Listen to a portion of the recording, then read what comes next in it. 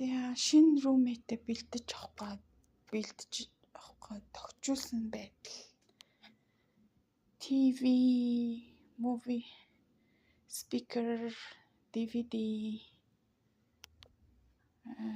runner, хивс.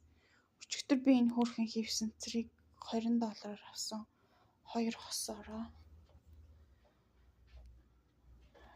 Тэгээ night stand, гэрэл энэ хөшгийг би өөрөө хадчихсан. Тэгээ хуучин storage-наас юм ор гаргаж авлаа, хүнжил гаргаж авлаа, хүнжлийн даавуу.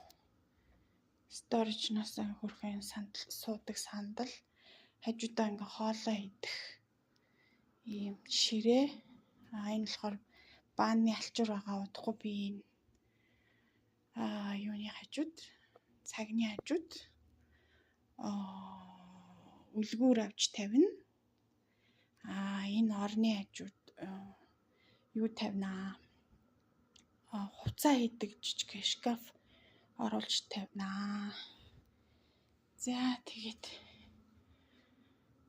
шинэ roommate-тэй зориулаад 2 хоногийн дотор тогтжуулах гэж нэлээ үзлээ.